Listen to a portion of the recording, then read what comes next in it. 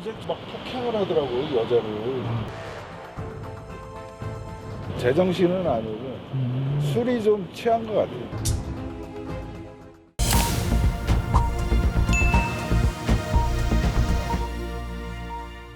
안녕하세요. 변호사의 시선으로 보는 뉴스, 여러분의 법률안경 김영민 변호사입니다. 최근 인천의 한 주차장에서 한 남성이 술에 취해 자신의 아내를 폭행하던 중 귀가 중이던 고등학생을 아무 이유 없이 폭행해 크게 다치게 한 사건이 SBS 뉴스에 보도되어 큰 공분을 샀는데요. 이 사건을 직접 SBS 뉴스의 법률 자문한 저와 함께 묻지마 폭행의 처벌 수위와 대응법 등을 살펴보겠습니다.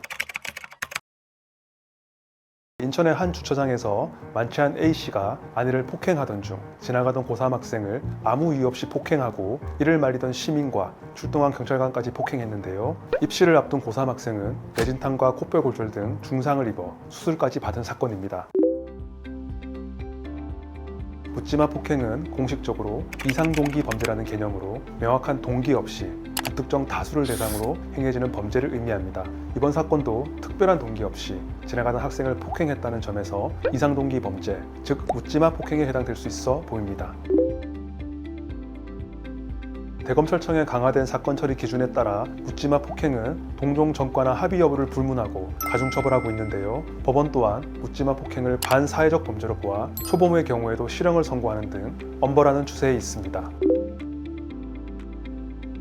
많은 분들이 만취 상태에서의 폭력 범죄는 술에 취해 저지른 범죄이니 감경사유에 해당한다고 생각하시는데요. 실무상으로는 전혀 그렇지 않습니다. 만취 상태에서의 폭력 범죄는 행위자의 습성, 즉 습관과 본성이나 사회적 위험성을 고려하여 감경사유가 아니라 오히려 가중처벌하고 있습니다. 만취 상태에서 묻지마 폭행으로 다수인에게 상해를 입히고 출동한 경찰관까지 폭행한 경우에는 상해죄와 공무집행방해죄가 적용될 수 있는데요. 진지한 반성이나 합의 등 별도 감경사유가 없는 한 실형이 선고될 가능성이 매우 높아 보입니다. 묻지마 폭행 피해자는 경찰의 범죄 피해자 안전조치를 통해 보호받을 수 있고요. 범죄 피해자 보호법상의 치료비 지원 등의 피해 회복 지원을 받을 수 있습니다. 개인적으로 참 속상한 부분인데요. 실무상 묻지마 폭행 피해자가 방어 차원에서 유형력을 행사해도 쌍방 폭행으로 입건되는 경우가 많고요. 이러한 경우 대부분 가해자 합의를 통해 서로 처벌받지 않는 방향으로 마무리되는데요. 법원도 정당방위 성립을 매우 소극적으로 인정하기 때문에 가능하면 물리적으로 대응하지 마시고 안전한 곳으로 피하셔서 신고하시는 것이 가장 현실적인 방법인 것 같습니다. 개인적으로는 생명의 위협을 느끼는 위기의 순간에 선의의 피해자들이 방어할지 말지를 고민하게 하지 말고 무엇보다 쌍방 폭행의 범죄자가 되지 않도록 묻지마 범죄 관련해서는 정당방위 성립을 폭넓게 인정하는 방향으로 판례의 태도가 변경되어야 한다고 생각합니다. 묻지마 범죄가 지속적으로 증가하고 있고 그 피해는 점점 심각해지고 있는데요. 이제는 우리 사회가 묻지마 범죄를 개인 간의 문제로 볼 것이 아니라 사회 안전망의 문제로 봐야 될 때인 것 같고요.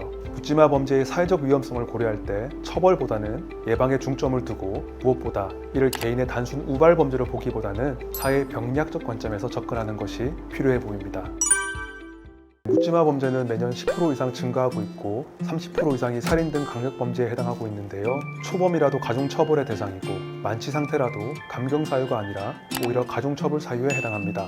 다만 물리적 대응 시 쌍방폭행이 성립될 수 있으니 가급적 안전한 곳으로 피한 후 신고하시는 것이 바람직하고요. 이와 관련해서는 정당방위 성립이 폭넓게 인정되는 것이 필요해 보입니다. 무엇보다 우리 사회가 묻지마 범죄를 개인의 단순 우발 범죄로 보기보다는 사회 안전망의 문제로 보고 이를 예방하는 데 집중했으면 좋겠습니다. 사건은 뉴스에서 끝나지 않습니다. 앞으로도 뉴스 속 보이지 않던 쟁점들을 법률 안경을 통해 쉽고 재밌게 보여드리겠습니다. 오늘 영상 유익하셨다면 구독과 좋아요, 알림 설정까지 부탁드리겠습니다. 감사합니다.